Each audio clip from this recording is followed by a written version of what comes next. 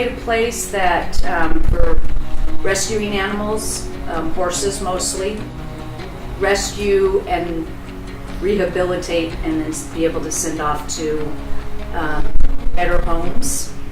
Unfortunately, with the economy that happened in 2008, lots and lots of horses get left on the sides of roads.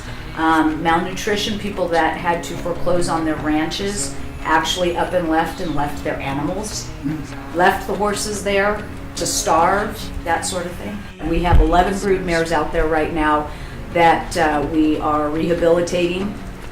They don't know what a pet is, they don't know what people are basically, they were meant to breed, have babies over and over.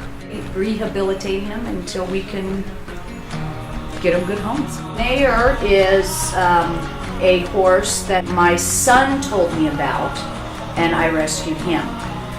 He had heard about this horse. Matthew saw him out in Sherman Oaks and he was actually in almost like where they keep, what do you call it, where they keep old cars. It was kind of like a junkyard, basically.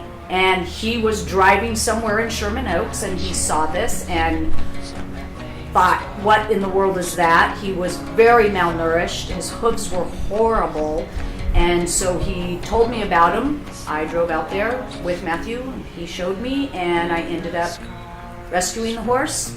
Basically went to the people and said, either give him up to me or I'm gonna report you. He loves carrots now, he loves sugar cubes. I ride him, he's wonderful, he trailers, but he's a keeper. I'm not finding a new home for him. We would like to expand. There's a lot of property around us and we'd like to expand and actually turn it into not just rescuing the horses mostly, but we'd like to turn it into what's called transitional living. I hang around with a lot of people in Alcoholics Anonymous, and Why? Why? Because I'm a recovering alcoholic and drug addict, and all the people who I associate with are recovering alcoholics and drug addicts. Well, there's a thing called sober living that people could go to instead of going to jail, and once they get out of the sober living, a lot of them do not want to get out to reality and have their own place because we don't do good on our own like that.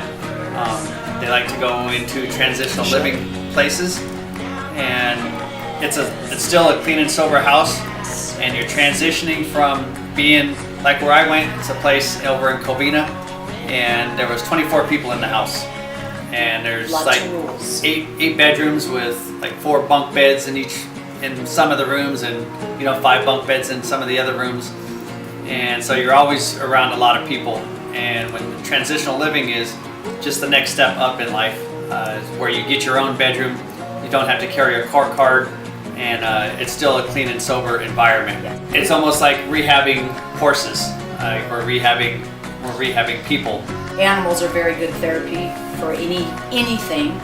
To have the horses that we've rescued and have the people that are doing the transitional living be able to interact with each other, take care of the horses, and become best of friends and all that. And that's the future of what we'd like to do.